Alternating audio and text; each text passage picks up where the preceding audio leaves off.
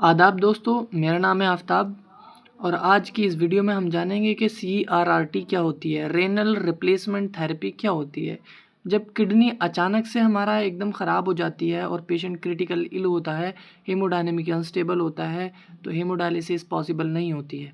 ऐसे में हमें CRRT की ज़रूरत पड़ती है और एक CRRT लाइफ सेविंग थेरेपी बन जाती है ऐसे में। आज की इस वीडियो में जानेंगे कि सीआरआरटी क्या होती है, क्या इसकी इंडिकेशंस हैं, ये हेमोडायलिसिस से कैसे अलग है, क्या इसमें डिफरेंस है इसके अंदर और इसका मेन गोल क्या होता है ना? और सीआरआरटी कौन कौन से टाइप्स होते हैं।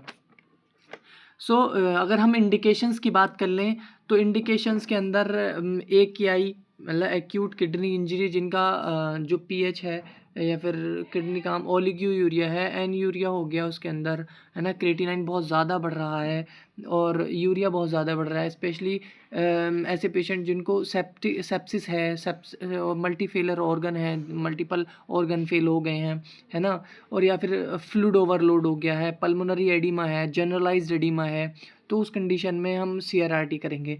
और इसका मेन जो चीज़ है, सीवियर इलेक्ट्रोलाइट इम्बैलेंस हो गए या फिर क्या बोलते हैं, मेटाबॉलिक एसिडोसिस है या फिर सेप्सिस है, सेप्टिक शॉक है, ब्रेन इंजरी है, इस सब कंडीशंस के चलते हमें सीआरआरटी करनी पड़ती है। सीआरआरटी की जो ड्यूरेशन होती है वो 24 आवर्स होती है और इससे ज़्यादा तो हो सकती है, इससे ज़्यादा भी हो सकती है, कम भी हो सकती है, बट स्टैंडर्ड जो टाइम है वो 24 आवर्स है।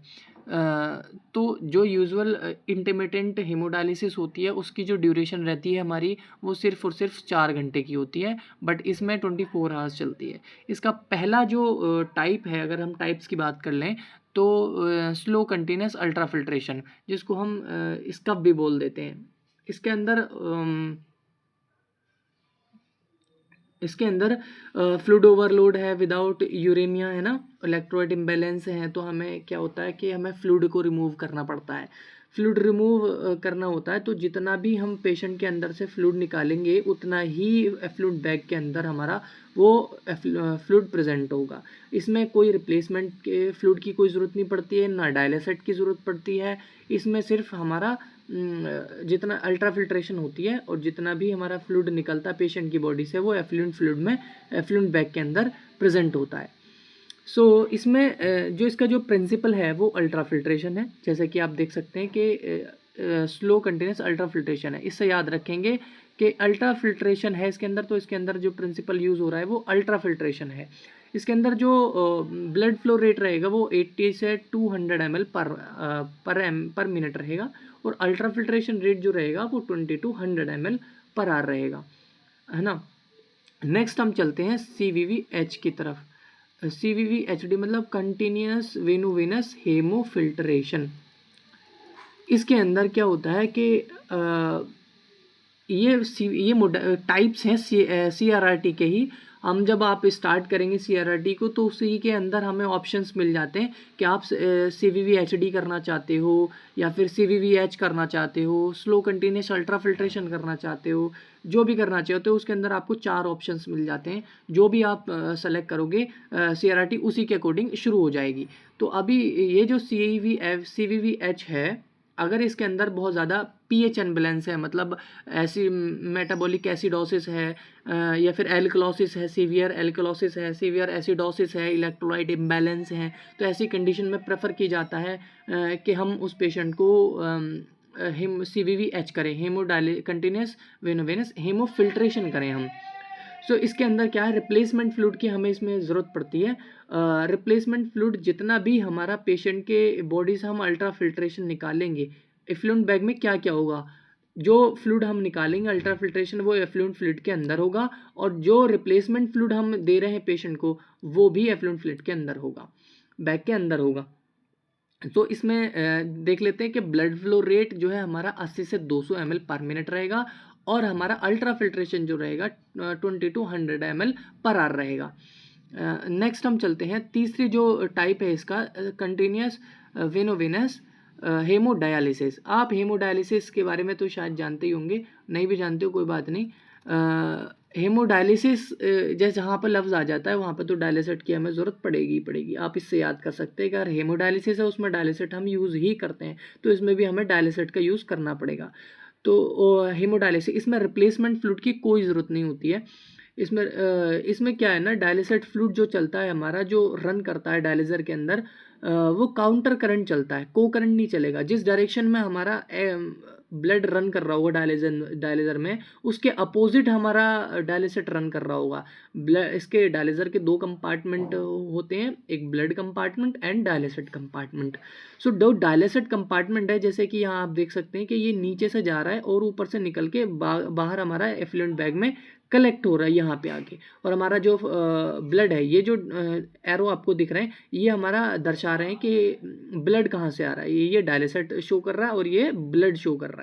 तो हमारे एक्सेस से हमने पेशेंट की एक्सेस से ब्लड लिया और डायलिज़र के अंदर आया, ऊपर से गया और नीचे से निकला। तो ये डायलिसिट हमारा नीचे से आ रहा है, ऊपर को निकल रहा है, तो ये को काउंटर करंट हो गया। अगर हमारा डायलिसिट इसके ऊपर से आता और ये एक्सेस भी हमारा जो ब्लड है वो भी ऊपर से गिरता, तो उसका मतलब हमारा को करंट हो जाता। तो हमारा उतनी अच्छे से फिल्ट्रेशन नहीं हो पाती। इस वजह से काउंटर करंट रखते हैं, ताकि जो सोल्यूट रिमूवल है वो अच्छे से हो पाए।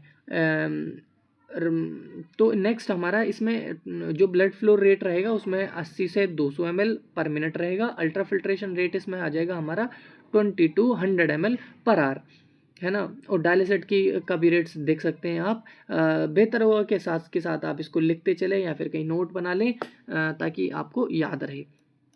नेक्स्ट है कंटिन्यूस वेनोवेनस HDF, मतलब हेमोडाया फिल्ट्रेशन। इसके अंदर बेसिकली जो डायलिज़र होते हैं, मतलब इसके अंदर डायलिसिट और रिप्लेसमेंट फ्लूइड दोनों ही की ज़रूरत पड़ती है, क्योंकि इसमें हमें कन्वेक्शन परफॉर्म करना पड़ता है। विच इज़ कन्वेक्शन क्या होता है?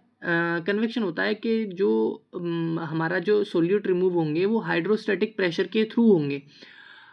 जो सोल्यूट होगा रिमूव होगा, जो हाइड्रोस्टैटिक प्रेशर है वो सोल्यूट्स को ड्रैग करके ले जाता है, अपने साथ बहा के ले जाता है। जैसे कि आप देखें कि पानी है, अगर प्रेशर से कहीं पानी छोड़ें तो जितनी भी गंदगी है वो अपने साथ बहा के ले जाता है। तो वही सीन इसके अंदर है कि बहुत ज़्यादा हाइड्रोस्टैटिक प्रेशर लगता है, रिप्लेसमेंट फ्लूइड के द्वारा हमारी मशीन लगाती है, और उसको जितने भी लार्ज और मिडिल मॉलिक्यूल होते हैं, मीडियम मॉलिक्यूल्स होते हैं, वो इजीली रिमूव हो पाते हैं। इसके अंदर देख लेंगे कि ब्लड फ्लो रेट ऑलमोस्ट तीनों में सेम रहता है, 80 से 200 ml पर मिनट रहता है, और इसके अंदर ultra filtration rate 20 to 100 ml रहती है। यूजुअली जो 4 घंटे की डायलिसिस होती है, इंटरमिटेंट हीमोडायलिसिस, उसके अंदर क्या होता है, रेट तो मोर देन, अगर आप मतलब बहुत ज़्यादा रहती है, और इसमें बहुत ज़्यादा कम रहती है। जैसे कि यहाँ पर 20 से 100 ml पर आवर, 1 घंटे में सिर्फ हम 100 ml ही निकाल पाएंगे। बट उसमें हीमोडायलिसिस में तो हम कम से कम 1000 की रेट रहती है, 1000 ml पर आवर निकल जाता है उसमें। तो बहुत रैपिडली उसके अंदर फ्लूइड को रिमूव किया जाता है। इसके अंदर हम इतना रैपिडली रिमूव नहीं कर सकते, क्योंकि हीमोडायलिसिस हेमोडायनेमिक अनस्टेबल पेशेंट है, BP फॉल होता रहता है पेशेंट का, या फिर brain injury, multi organ failure है, तो पेशेंट के हार्ट पे, कार्डियक पे असर पड़ेगा। इस वजह से हम बहुत ज़्यादा रिमूव नहीं कर सकते फ्लूइड को। और अगर पल्मोनरी एडिमा होता है तो उसका जो फ्लूइड है वो हमें धीरे धीरे निकालना पड़ता है, क्योंकि धीरे इसलिए निकालना पड़ता है कि इंट्रावास्कुलर स्पेस में इतना ज़्यादा फ्लूइड नहीं प्रेजेंट होता जितना कि इंट्रासेलुलर स्पेस में प्रेजेंट होता है। तो इंट्रासेलुलर स्पेस से इंट्रावास्कुलर स्पेस में फ्लूइड को आने में वक्त लगता है, धीरे धीरे आता है। ऐसे समझ सकते हैं आप 20 to 50 ml पर आवर के रेट से हमारा जो फ्लूइड है वो इंट्रासेलुलर स्पेस से इंट्रावास्कुलर स्पेस में आता है। तो आप लगा सकते हैं कि हमारा जो CRRT भी वही कर रही है कि 20 से 100 ml पर आवर रिमूव कर रही है।